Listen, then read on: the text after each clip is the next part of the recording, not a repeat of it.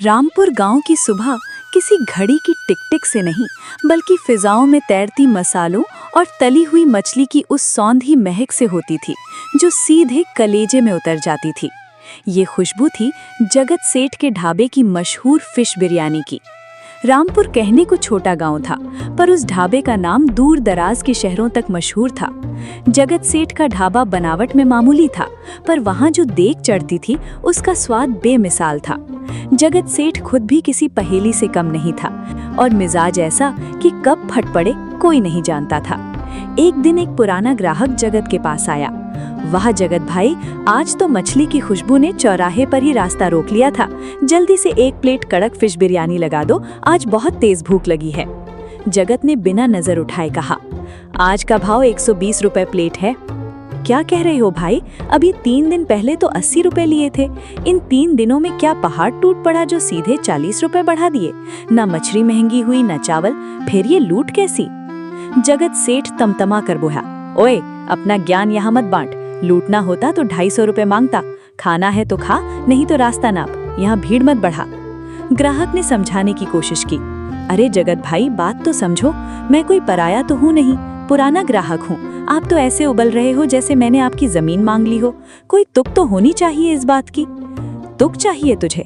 तो सुन, इस दहकती आग के सामने खड़े होकर मैं तेरी खातिर दुकान खोलकर बैठा हूँ, यही बहुत बड़ी बात है। देख रहा है ये सूरज? जैसे जैसे ये बाहर आग उगलेगा, मेरी बिरयानी का दाम भी आग उगलेगा। जितनी गर्मी बढ़ेगी उतना पैसा बढ़ेगी। मेरा पसीना पानी नहीं है जो तुझे 80 रुपए में पिला दूं। समझ में आया या भेजे में उतारूं? ग्राहक का सब्र जवाब दे गया, ये कैसी तुकबंदी है? गर्मी बढ़ रही है तो इसमें ग्राहक का क्या कसूर?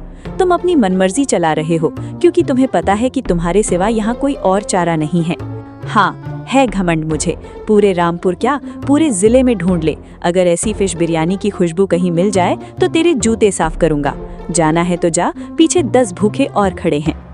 याद रखना जगत, ये घमंड ज्यादा दिन नहीं टिकता।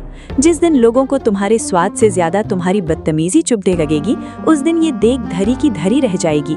तुम्हारा ये घमंड बहुत बुरा टूटेगा। मैं जा रहा हूँ और आज के बाद इन्हें मुड़कर भी नहीं देखूंगा। जगत चिल्लाया, चल निकल, बहुत देखे तेरे जैसे नसीहत देने वाले। जाकर कहीं घास फूस खा ले, दोबारा यहाँ अपनी मनहूस शक्ल मत दिखाना, नहीं तो इसी लाठी से तेरा भूत उतार दूंगा। जगत सेठ का व्यवहार हर ग्राहक के साथ ऐसा ही था। लोग मजबूरी में वहां जाते, चुपचाप खाते और चले जाते। उसी गांव में रतन नाम का एक सीधा साधा किसान जमींदार के खेतों में पसीना बहा रहा था। तभी वहां से एक अजनबी मुसाफिर गुजरा। वो भूख से निढाल दिख रहा था। वो रतन के पास आया, भाई साहब माफ कीजिएगा, क्या यहाँ आसपास भोजन का कोई ठिकाना मिलेगा? मुझे बहुत जोरों की भूख लगी है, पेट में जैसे आग लगी हो। अरे साहब, आप तो बहुत आगे निकल आए। खाने की जगह तो गांव के मोड़ पर ही थी जिसे आप पीछे छोड़ आए हैं। अब इस रास्ते पर आगे सिर्फ खेत, खलिहान और घना जंगल ही मिलेगा। जगत का ढाबा पीछे रह गया बाबूजी। ये सुनकर मुसाफिर के चेहरे पर मायूसी छा गई। उसने लंबी सांस ली और कहा, सच कहूँ तो भाई, मेरे पास एक फूटी कौड़ी भी नहीं बची है। रास्ते में मेरा बटुआ कहीं गिर गया। मैंने सोचा था किसी ढाबे पर जाऊंगा और कहूंगा कि मुझे 2 वक्त की रोटी दे दो, बदले में मैं उनके जूठे बर्तन धो दूंगा। बस पेट की आग बुझानी थी। बर्तन धोने की बात सुनकर रतन का कलेजा मुंह को आ गया। उसे अपनी माँ की सीख याद आई कि भूखा द्वार से लौट जाए तो ऊपर वाला कभी माफ नहीं करता। रतन बोला, अरे आप ये कैसी बात कर रहे हैं? हमारे गांव की मिट्टी इतनी भी बंजर नहीं हुई है कि एक मेहमान को खाना खिलाने के बदले उससे बर्तन साफ कराएं। जगत के ढाबे पर जाते तो वो धुतकार देता, लेकिन रतन के घर के दरवाजे कभी बंद नहीं होते। मुसाफिर की आंखों में उम्मीद की चमक आ गई। रतन आगे बढ़ा, आप सीधे मेरे साथ मेरे घर चलिए। छोटा सा घर है, मिट्टी की दीवारें हैं, पर मेरी माँ के हाथ में वो जादू है कि आप जगत की बिरयानी भूल जाएंगे। वो जो भी बनाती हैं उसमें प्यार का तड़का लगाती हैं। आपका बहुत धन्यवाद भाई। इस अनजान जगह पर आपने मुझ पर जो भरोसा किया है उसका मोल मैं कभी नहीं चुका पाऊंगा। अतिथि देवो भव बाबूजी, बोझ कैसा, चलिए माँ राह देख रही होगी। रतन मुसाफिर को अपने छोटे से मिट्टी के घर ले आया। घर कच्चा था पर बहुत साफ सुथरा। रतन की माँ ने बड़े चाव से खाना परोसा। जैसे ही मुसाफिर ने पहला निवाला लिया, उसकी आंखें बंद हो गईं। रतन भाई, यकीन मानिए, मैंने बड़े बड़े शहरों के होटलों में खाना खाया है, पर ऐसा स्वाद और सुकून आज तक नहीं मिला। माँ जी, आपके हाथ के इस खाने में अमृत है। खाना खाने के बाद मुसाफिर के चेहरे पर रौनक लौट आई। उसने रतन से एक अजीब गुजारिश की, भैया मेरा मन इस गांव की आबो हवा में लग गया है, क्या मैं आपके यहाँ 1 महीने के लिए रुक सकता हूँ? मुझे बस एक कोने में जगह चाहिए। रतन की माँ हिचकिचाते हुए बोली, अरे बेटा बुरा मत मानना, पर तुम हमारे लिए एकदम अनजान हो। गांव देहात की बात है, एक अजनबी को ऐसे घर में कैसे रख लूं? रतन बोला, अरे छोड़ो भीमा, देखो तो सही कितना मासूम चेहरा है। कोई ठग या चोर होता तो क्या बर्तन मांजने की बात करता। इसे बस सिर छिपाने को छत चाहिए, रहने दो ना। फिर उसने मुसाफिर से कहा, बाबूजी माँ की चिंता भी सही है, और एक बात साफ कर दूं, हमारे यहाँ बैठकर खाने का रिवाज नहीं है। अगर रुकना है तो आपको मेरे साथ हाथ बटाना होगा। काम करोगे तभी खाना मिलेगा, मंजूर है? मुसाफिर मुस्कुराया, मुझे मंजूर है रतन भाई, मैं मेहनत से पीछे नहीं हटूंगा। तभी माँ को कुछ याद आया, बेटा रतन मैं तो भूल ही गई, तू आज ठाकुर भानु प्रताप के यहाँ चला जा, जरा हिसाब किताब तो कर ले। सालों से पसीना बहा रहा है, पर उनका ब्याज है कि खत्म होने का नाम ही नहीं ले रहा। रतन का चेहरा उतर गया। ठाकुर का नाम सुनते ही गांव के हर गरीब की कमर झुक जाती थी। हाँ माँ, आज हिसाब करना ही पड़ेगा, वरना वो सूद पर सूद चढ़ाता जाएगा। माँ ने मुसाफिर की तरफ देखा, जब इस परदेसी को घर में रख ही लिया है तो इसे साथ ले जा, बेचारा घर में बैठा क्या करेगा, इसे भी अपना गांव और गलियां घुमा दे। रतन और मुसाफिर ठाकुर भानु प्रताप की हवेली पहुंचे। ठाकुर अपनी मूछों पर ताव देते हुए बोला, क्यों रे रतन, यहाँ क्या करने आया है? हिसाब बराबर करने के पैसे लाया है या फिर वही पुराना रोना धोना लेकर आया है? मालिक बस थोड़े दिन की मोहलत और दे दीजिए, फसल कटते ही आपका सारा कर्ज उतार दूंगा। फसल? तेरी फसल तो अभी घुटने भर की भी नहीं हुई है। सुन रतन, मैंने बहुत रियायत दे दी तुझे, चल 1 महीने का और वक्त देता हूँ, लेकिन याद रखना अगर इस 1 महीने में तूने मेरा पैसा नहीं लौटाया तो ये घर तुम्हारा नहीं मेरा होगा। अपनी माँ को लेकर कहीं भी जाना, मुझे फर्क नहीं पड़ता। और ये कौन है तेरे पीछे? जी मालिक, ये मेरे रिश्तेदार हैं, कुछ दिन के लिए गाँव आए हैं। ठीक है, देख ले रतन, अब और वक्त नहीं मिलेगा, अब जा यहाँ से। रतन का सिर चकरा रहा था। हवेली से बाहर निकलकर वो बोला, बाबूजी ठाकुर ने तो मौत का फरमान सुना दिया, 1 महीने में इतना पैसा कहाँ से आएगा? घर चला गया तो मेरी माँ कहाँ जाएगी? घबराओ मत रतन भाई, उसने कहा है ना कि चाहे रात दिन काम करो या धंधा, हम रास्ता निकाल लेंगे। चलिए पहले गाँव तो देख लें। जब वे मुख्य चौराहे पर पहुँचे तो वहाँ एक ढाबा दिखाई दिया। मुसाफिर चौंक कर बोला, रतन भाई ये क्या बात हुई? आपने मुझसे इतना बड़ा झूठ क्यों बोला? जब खेत में मैंने पूछा तो आपने कहा यहाँ दूर दूर तक कुछ नहीं है, और अब देखो ये शानदार ढाबा। रतन ने कड़वाहट से कहा, अरे मेरे भाई, ये ढाबा भी जगत सेठ का ही है। इसकी सच्चाई तुम जान लोगे तो सहम जाओगे। यहाँ लोग स्वाद के लिए नहीं, मजबूरी में आते हैं, क्योंकि फिश बिरयानी के नाम पर पूरे इलाके में इसी का राज है। ये आदमी इंसान नहीं, कसाई है। इसका नियम है कि जितनी गर्मी बढ़ेगी उतने पैसे बढ़ा देगा। मेरा पसीना पानी नहीं है जो तुझे 80 रुपए में पिला दूं। समझ में आया या भेजे में उतारूं? मुसाफिर कुछ देर सोचता रहा, फिर बोला, रतन भाई अगर मैं आपको एक आइडिया दूं तो क्या मेरी बात मानोगे? अगर आइडिया अच्छा लगा तो बिल्कुल मानूंगा। क्यों ना हम भी एक छोटा सा ठेला खोलें और उस पर फिश बिरयानी बेचना शुरू करें? पागल हो गए हो क्या बाबूजी? पैसे कहाँ हैं? अभी तो ठाकुर का कर्जा सिर पर है, ठेले के लिए सामान कहाँ से आएगा? चलो चुपचाप घर चलो। मुसाफिर ने अपनी उंगली से एक सोने की अंगूठी निकाली। रतन, पास में कोई सुनार है? मुझे ये बेचनी है, ये मेरी माँ ने मुझे दी थी। इसे बेचकर जो भी पैसे मिलेंगे उससे हम ठेला और बिरयानी का सामान खरीदेंगे। अगर आज मेरी बात मान लोगे तो मैं वादा करता हूँ 1 महीने के अंदर जमींदार का एक एक पैसा अदा हो जाएगा। रतन ने मना किया, पर मुसाफिर के आत्मविश्वास के आगे उसे झुकना पड़ा। वे पुराने सुनार के पास गए जिसने अंगूठी के 8,000 रुपए दिए। उन पैसों से उन्होंने एक मजबूत ठेला, बेहतरीन बासमती चावल, खड़े मसाले और ताज़ी मछलियाँ खरीदी। अगली सुबह रामपुर की फिजाओं में एक अजीब हलचल थी। रतन के आंगन में चूल्हा सुलग उठा था। मुसाफिर और रतन ने मिलकर पत्थर पर पिसे मसालों और ताज़ी मछलियों के साथ फिश बिरयानी तैयार की। गांव के एक किनारे पर जगत सेठ का ढाबा था तो दूसरे छोर पर रतन ने अपना ठेला लगा दिया। जैसे ही बिरयानी की देग खुली, उसकी महक हवा के साथ पूरे गाँव में फैल गई। लोग हैरान रह गए। देखते ही देखते कुछ ग्राहक भागते हुए आए। अरे रतन भाई, तुम और बिरयानी, कमाल कर दिया। वैसे कितने रुपए प्लेट है? रतन बोला, बाबूजी सिर्फ 70 रुपए प्लेट। 70 रुपए? अरे रतन भाई, तुम जगत सेठ जैसा रेट क्यों नहीं ले रहे? क्या तुम्हें इस तपती दोपहर में गर्मी नहीं लगती? बाबूजी, मेहनत तो हर जगह करनी है, पसीना तो खेत में भी बहता है, बस एक प्लेट पर अगर 10 रुपए भी बच जाएं तो मेरे लिए बहुत है। ज्यादा का लालच पालकर किसी की मजबूरी का फायदा उठाना नहीं चाहता। लोगों ने बिरयानी चखी। स्वाद ऐसा था कि लोग उंगलियां चाटते रह गए। अरे भाई, क्या स्वाद है! जगत की बिरयानी में तो सिर्फ तीखापन और अहंकार था, पर तुम्हारी बिरयानी में तो ममता का स्वाद है। शाम तक रतन की सारी बिरयानी खत्म हो गई। जब उन्होंने हिसाब लगाया तो सब खर्च काटकर 1200 रुपए की शुद्ध बचत हुई। रतन की माँ की आंखों में खुशी के आंसू छलक आए। मुसाफिर ने कहा, रतन, ये तो बस शुरुआत है। कल हम बिरयानी में रोहू मछली के रसीले पीस डालेंगे और पीस थोड़े बड़े रखेंगे। लोगों को लगना चाहिए कि रतन के यहाँ सिर्फ पेट नहीं भरता, दिल भी भरता है। अगले दिन रतन के ठेले पर ग्राहकों की कतार लग गई। उधर जगत सेठ अपने ढाबे पर मक्खियां मार रहा था। उसका एक भी ग्राहक नहीं आया। वो गुस्से में अपनी लाठी लेकर गांव की तरफ निकला। तभी उसे वो खुशबू आई।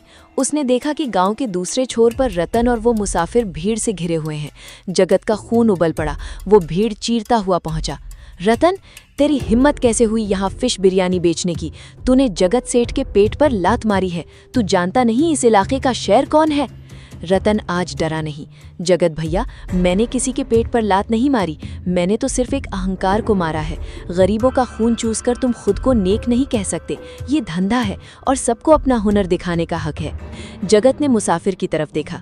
अच्छा, तो यही है वो परदेसी बाबू। याद रखना, जगत सेठ से पंगा लेना तेरी जिंदगी की सबसे बड़ी भूल होगी। यहाँ मेरी लाठी चलती है।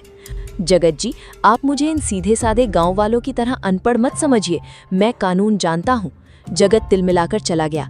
अगले दिन जब रतन काम कर रहा था, अचानक पुलिस की जीप आई। साथ में जगत सेठ और एक फर्जी गवाह भोलू भी था। जगत ने चिल्लाकर कहा, साहब देखिए, यही है वो ठेला। ये लोग गंदी मछली खिलाकर गांव वालों की जान से खेल रहे हैं। ये देखिए भोलू, कल इसने यहाँ खाया और रात भर उल्टियां करता रहा। बंद करो ये ठेला, चलो थाने। रतन कांपने लगा। तभी मुसाफिर आगे आया और बोला, इंस्पेक्टर साहब, कानून कहता है कि बिना लैब टेस्टिंग के आप किसी का धंधा बंद नहीं कर सकते। क्या आपके पास सुक्खू की मेडिकल रिपोर्ट है? इंस्पेक्टर भड़का, तू कौन है बे मुझे कानून सिखाने वाला? डालो इसे भी जीप में। मुसाफिर ने अपनी आईडी निकाली और इंस्पेक्टर के सामने रख दी। कार्ड देखते ही इंस्पेक्टर का चेहरा सफेद पड़ गया। उस पर लिखा था, अजय प्रताप सिंह, क्राइम ब्रांच, विशेष जांच अधिकारी। साहब, आप यहाँ? हाँ, मैं इसी जगत सेठ की शिकायतों की जांच करने आया था। जगत सेठ, तूने झूठा गवाह खड़ा किया और रिश्वत देकर पुलिस को यहाँ लाया। इंस्पेक्टर, तुमने अपनी वर्दी का अपमान किया है। पुलिस जगत सेठ को घसीटते हुए ले गई। जगत का घमंड मिट्टी में मिल चुका था। रतन स्तब्ध खड़ा था। बाबूजी, आपने हमसे इतना बड़ा सच छिपाया। रतन भाई, मैं यहाँ अपराधी पकड़ने आया था, पर तुम्हारी और माँ की ममता ने मुझे इंसानियत सिखा दी। तुम्हारा कर्ज उतर चुका है। अब जगत का ढाबा भी तुम्हारा है और ये गांव भी। इतना कहकर अजय प्रताप सिंह ने रतन को गले लगाया और विदा लेकर चले गए। बिरयानी की तैयारी शुरू कर दी, बल्कि एक तरफ पत्थर पर पिसे मसालों की खुशबू थी। कहानी रांची के पास बसे एक शांत गांव की है, जहां की हरियाली और लोगों का सादगी भरा जीवन सबको लुभाता था। लोग मिलजुल कर रहते, खेती करते और कुछ अपनी छोटी दुकानों से पेट पालते थे। इसी गांव में बलबीर नाम का एक रसूखदार आदमी था। उसका अपना एक बड़ा अन्नपूर्णा भोजनालय था। बलबीर सिर्फ ढाबा ही नहीं चलाता था, बल्कि उसके कई मकान भी थे जिन्हें वो किराए पर देता था। वो स्वभाव से बहुत घमंडी था और पूरे गांव में उसका खौफ था। कोई उसके विरुद्ध बोलने की हिम्मत नहीं करता था। एक सुबह जब बलबीर अपने भोजनालय का शटर उठा रहा था, उसने देखा कि एक लाचार बुजुर्ग उसकी चौखट के पास बैठा है। बलबीर का पारा चढ़ गया। वो चिल्लाकर बोला, ए भिखारी, सुबह सुबह मुंह उठाए यहाँ क्या कर रहा है? भीख मांगनी है तो चौराहे वाले शिव मंदिर जा। यहाँ क्यों दरिद्रता फैला रहा है? मालिक, मंदिर गया था, पर वहाँ के रखवालों ने मुझे धक्के मारकर निकाल दिया। बोले कि यहाँ बैठने का भी टैक्स देना होगा। अब आप ही बताइए हुजूर, एक फकीर पैसे कहाँ से लाएगा? आपके यहाँ लोग ज्यादा आते हैं, इसलिए सोचा यहीं बैठ जाऊं। बड़ा दिमाग लगाया है तूने, पर सुन, यहाँ सिर्फ ग्राहक आते हैं, दानी नहीं। अपनी पोटली उठा और यहाँ से 9-2-11 हो जा, वरना मेरा हाथ उठ गया तो तुझे लेने के देने पड़ जाएंगे। बुजुर्ग उदास मन से वहां से उठकर चला गया। बलबीर अपनी मूंछों पर ताव देता हुआ ढाबे के अंदर चला गया। कुछ देर बाद 2 मुसाफिर उसके ढाबे पर आए। बलबीर ने अपनी स्टाइल में उनका स्वागत किया। आइए, पधारिए। बलबीर के ढाबे का जो खाए वो जन्नत की सैर कराए। एक नेवाला लेंगे तो स्वाद भूल नहीं पाएंगे। भाई हम यहाँ खाने नहीं पनाह मांगने आए हैं। हम परदेसी हैं और इस गांव में हमारा कोई ठिकाना नहीं है। क्या आप हमारी मदद करेंगे? देखो, मैं समाज सेवा नहीं करता, व्यापार करता हूँ। या तो मेरे यहाँ खाना खाओ या मेरा कमरा किराए पर लो। बोलो क्या चाहिए? हमें सर छुपाने को छत चाहिए। किराया कितना होगा? महीने का 1500 रुपए लगेगा। मंजूर हो तो बताओ। दोनों तैयार हो गए और बलबीर के बताए मकान पर चले गए। घर पहुंचकर पति पत्नी, जिनका नाम आर्यन और प्रिया था, बहुत खुश हुए। आर्यन ने कहा, प्रिया 1500 रुपए में ये मकान बुरा नहीं है, अब बस काम की तलाश है। प्रिया ने मुस्कुराकर कहा, तुम्हें काम ढूंढने की क्या जरूरत, तुम तो खाना बनाने के जादूगर हो। क्यों ना हम चिकन मसाला का एक छोटा ठेला शुरू करें? अगले दिन आर्यन ने गांव के चौक पर अपना ठेला लगाया और शाही चिकन मसाला बनाना शुरू किया। उसकी खुशबू हवा में ऐसी घुली कि लोग खींचे चले आए। गांव के 2 युवक वहां रुके और बोले, भाई ये क्या लाजवाब खुशबू है, क्या बना रहे हो? ये मेरा खास चिकन मसाला है भाई, एक बार चखेंगे तो उंगलियां चाटते रह जाएंगे। सिर्फ 70 रुपए प्लेट है। उन दोनों ने एक एक प्लेट चखी और झूम उठे, वाह, इतना स्वाद तो हमने शहर के बड़े होटलों में भी नहीं पाया। ऊपर से पेट भी भर गया। देखते ही देखते पूरे गांव में आर्यन के चिकन की चर्चा होने लगी। दूसरी ओर बलबीर का ढाबा खाली पड़ा रहने लगा। तभी वही पुराना भिखारी बलबीर के पास से गुजरा और तंज कसते हुए बोला, क्या हुआ बलबीर बाबू, हवा का रुख बदल गया क्या? गरीबों को सताओगे तो कुदरत अपना हिसाब बराबर करती ही है। बलबीर गुस्से में बोला, ए बुढ़े, अपनी सीमा में रह वरना यहीं गाड़ दूंगा। तू खुश क्यों है? खुश क्यों ना हो, तुझे खबर भी है कि गांव का एक नया चिकन वाला तेरे ढाबे की नींव हिला चुका है। लोग अब तेरे यहाँ सड़ी सब्जियां नहीं, उसके यहाँ का मसाला खाने जाते हैं। बलबीर आग बबूला होकर देखने गया कि आखिर वो चिकन वाला है कौन। जब उसने देखा कि ये तो वही आर्यन है जिसे उसने कमरा किराए पर दिया था, तो उसके तन बदन में आग लग गई। वो तुरंत आर्यन के घर पहुंचा और चिल्लाया, आर्यन, सामान बांध और अभी के अभी मेरा घर खाली कर, मुझे तेरे जैसे लोगों की जरूरत नहीं है। आर्यन हैरान रह गया, पर मालिक, मैंने तो किराया भी समय पर दिया है, फिर अचानक ये क्यों? बलबीर ने गुर्राते हुए कहा, मैं अपने ही दुश्मन को पालूं इतना बेवकूफ नहीं हूं, तो मेरा धंधा चौपट कर रहा है, निकल यहाँ से। प्रिया ने बीच बचाव करते हुए कहा, छोड़िए आर्यन, इनके जैसे संकीर्ण सोच वाले व्यक्ति के यहाँ रहने से अच्छा है हम कहीं और चले जाएं। वे दोनों वहां से विदा होकर दूसरे गांव रतनपुर पहुंचे। रतनपुर बहुत ही प्रगतिशील और सुंदर गांव था। वहां वे मुखिया जी से मिले। मुखिया जी नेक दिल इंसान थे।